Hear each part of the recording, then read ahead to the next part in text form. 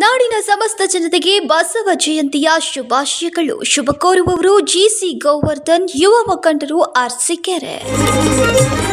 ನಿಖಿಲ್ ಕುಮಾರಸ್ವಾಮಿ ಅವರು ಬಿಜೆಪಿ ಜೊತೆ ಮೈತ್ರಿ ಮಾಡಿಕೊಂಡಿದ್ರು, ಸಿದ್ಧಾಂತದಲ್ಲಿ ಯಾವುದೇ ರಾಜಿ ಇಲ್ಲ ಅಂತ ಸ್ಪಷ್ಟಪಡಿಸಿದ್ದಾರೆ. ಜೆಡಿಎಸ್ ಜಾತ್ಯತೀತ ಪಕ್ಷವಾಗಿಯೇ ಮುಂದುವರಿಯಲಿದೆ ಅಂತ ಅವರು ಹೇಳಿದ್ದಾರೆ.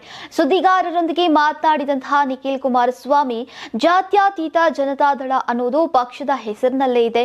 ನಮ್ಮ ಸಿದ್ಧಾಂತ ಮತ್ತು ನಿಲುವಿನಲ್ಲಿ ಯಾವುದೇ ಬದಲಾವಣೆ ಇಲ್ಲ. ಸರ್ವ ಜನಾಂಗದ ಶಾಂತಿಯ ತೋಟದ ಬಗ್ಗೆ ಎಚ್.ಡಿ. ಕುಮಾರಸ್ವಾಮಿ ಅವರಿಗೆ ನಂಬಿಕೆ ಇದೆ, ಅದರಲ್ಲಿ ಯಾವುದೇ ಬದಲಾವಣೆ ಇಲ್ಲ ಅಂತ ಹೇಳಿದ್ರು.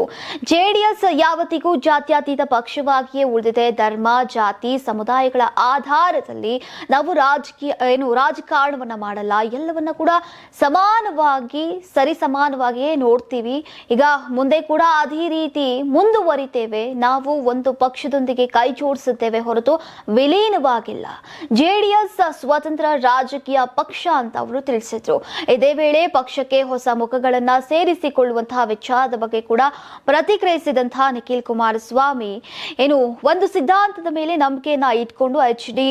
ದೇವೇಗೌಡ ಈಗ ಅವರು ಪಕ್ಷವನ್ನ ಮುನ್ನಡೆಸ್ತಾ ಇದ್ದಾರೆ. ಕಾರ್ಯಕರ್ತರು ಪಕ್ಷವನ್ನ ಕಟ್ಟಿದ್ದಾರೆ. ಯಾರೇ ಪಕ್ಷಕ್ಕೆ ಬಂದರೂ ಕೂಡ ತಕ್ಷಣ ಕರೆದುಕೊಳ್ಳುವಂತಹ ಪರಿಸ್ಥಿತಿ ಇಲ್ಲ ಅಂತ ಹೇಳಿದ್ರು.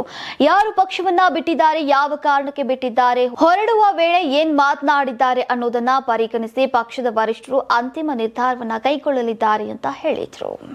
ನೀವು ಸಣ್ಣ ಆಗ್ಬೇಕಲ್ವಾ, ಅದು ಒಂದು ಉತ್ತಮ ಆಹಾರದಿಂದ ಸಣ್ಣ ಆಗ್ಬೇಕಲ್ವಾ. ಪ್ರತಿದಿನ ನಮ್ಮ ಜೀನಿ ಸ್ಲಿಮ್ ನ ಯೂಸ್ ಮಾಡಿ ಯಾವುದೇ ಸೈಡ್ ಎಫೆಕ್ಟ್ ಇಲ್ದಂಗೆ ನೀವು ಸಣ್ಣ ಆಗ್ತೀರಾ.